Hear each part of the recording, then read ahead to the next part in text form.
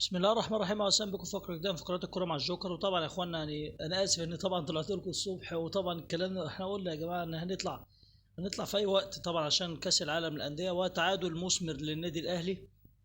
انا شايفه تعادل كويس جدا، رغم طبعا كان الاهلي ممكن يفوز في اي وقت. يعني طبعا الاهلي لعب مباراه جميله جدا امام انتر ميامي. الاهلي انا بالنسبه لي احرج ميسي ورفاقه. طبعا المباراة شهدت تألق الحارسين، يعني إذا كان أوستاري أو الحارس الشناوي. طبعا يعني كانت مباراة جميلة جدا. تريزيجيه أهدر ركلة جزاء. طبعا مباراة شهدت إصابة إمام عاشور، ربنا يا رب يقومه بالسلامة. فمباراة كانت قوية جدا. طبعا أنا شايف النادي الأهلي والله يقدر يعمل حاجة حلوة في كأس العالم، بس نبطل ننفخ بس. مباراة حلوة ولعبه حلو. ووسام أبو علي في هدف، في هدف طبعا لم يحتسب. كان في فعلا تنوع في الخطط. ميسي برضو عمل كل حاجه، لكن انا بالنسبه لي الاهلي احرج ميسي في كل حاجه. يعني الاهلي لعب بكل ما اوتي من قوه زي ما بيقولوا. نتمنى بس يعني المباراه القادمه طبعا امام بالميراس. طبعا بالشفاء لكابتن امام عاشور. طبعا في كلام انه كذا، انه طبعا في التركوه بتاعت الكتف، ربنا يا رب يقومه بالسلامه. تعادل كويس، مباراة حلوة يبني. يا ريت طبعا الريبيرو فعلا يبني على المباراة دي. المباراة القادمة هتبقى صعبة شوية. يعني مع كل الاحترام انتر ميامي مش بالقوة دي برضو. انتر ميامي مش فريق قوة يا جماعة والله. يحتوي على اسامي وعواجيز وكل حاجة، لكن لعب مباراة حلوة. طبعا كان ممكن يخطف المباراة في الاخر، لكن تألق محمد الشناوي، ربنا رب يسترها عليه. طبعا المباراه الجايه تبقى امام بالميراس، مباراه تبقى قويه. طبعا يعني النادي الاهلي يملك اصلا كمان سجل حلو في الافتتاحيات. طبعا اخر كام نسخه. يعني عندك 2012 فاز على هيروشيما سانفريسي بهدفين مقابل هدف. كمان في 2020 امام الدحيل بهدف الشحات.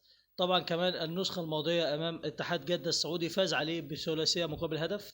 فسجل كويس للنادي الاهلي، ونتمنى يا رب التوفيق ليه في الايام الجايه. طبعا يا اخوانا نخش بقى على المستنقع بتاعنا والكره المصريه. طبعا يا اخوانا مبروك لسيراميكا كليوباترا. سيراميكا كليوباترا يتوج بالتخصص بكاس عاصمه مصر بفوزه على البنك الاهلي بهدفين مقابل لا شيء. طبعا وضعهم طبعا وضع بوبو واللاعب فخري لقاي. طبعا بالفوز ده يا اخوانا هيبقى الرباعي الموجود. الاهلي بطل الدوري، الزمالك بطل الكاس، سيراميكا بطل كاس الرابطه. وطبعا بيراميدز بالكارت الذهبي. طبعا يعني مباراه خلاص، يعني مباراه اصلا اسفرت عن مواجهه اخرى بين الزمالك وبيراميدز والاهلي وسيراميكا. بالتوفيق للاربع فرق. طبعا نخش بقى يا اخوانا على نادي الزمالك ومشكله احمد حمدي. طبعا يا اخوانا احمد حمدي يعني بجد ما لعبش الا 12 مباراه، لكن ما نعرفش كل شويه السفر. طبعا يعني خلاص، يعني الكشف المبدئي ليه انه جاهز بنسبه 100%. ما نعرفش بقى يا اخوانا يعني ايه، ليه الرساله اللي نزلها احمد حمدي. طبعا يعني برضو الاداره متقاعسه. هي الاداره بعتت طبعا يعني القت عليه غرامه، لكن برضه احنا مش عايزين كده خالص. يعني بجد والله احمد حمدي علاقتك كويسه لغايه دلوقتي بالزمالك وجماهيره. ما كناش عايزينها توصل لكده يا احمد حمدي. ونتمنى طبعا انك تعتذر عن كل الكلام ده وترجع تلعب. يعني بجد انت ليك هدف غالي جدا في قلوب كل الزملكاويه، لكن يعني اتمنى ما تتختمش كده. طبعا يا اخوانا في كلام حتى الان عن تجديد ناصر ماهر وعبد الله السعيد. طبعا عبد الله السعيد هيجدد موسم اضافي. حتى الان يعني ما فيش تاكيد. هو في كلام لغايه دلوقتي، وتجديد ناصر ماهر موسمين. اتمنى التوفيق طبعا لنادي الزمالك في المشوار الجايه. طبعا النهارده ان شاء الله سهره جميله جدا، سهره باريس سان جيرمان امام اتلتيكو مدريد. هتبقى مباراه جميله جدا كمان. طبعا الساعه الواحدة بعد منتصف الليل هيكون في بالميراس وطبعا وفريق بورتو البرتغالي. طبعا المباراه تبقى قويه جدا. اتمنى يا رب. طبعا كنت تقلت عليكم. حفظ الله فلسطين.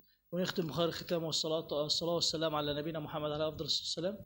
طبعا يا اخوانا اتمنى يا رب تدعوا لاهل غزه، وربنا يا رب يعني يهدي طبعا الدنيا في الشرق الاوسط من اللي احنا شايفينه اليومين دول. كمان ربنا يحمي اليمن السعيد. اترككم في رعايه الله وامنه وحفظه، ولكم منا خالص التقدير والحب والاحترام. كان معكم اخوكم محمد. شكرا. السلام عليكم.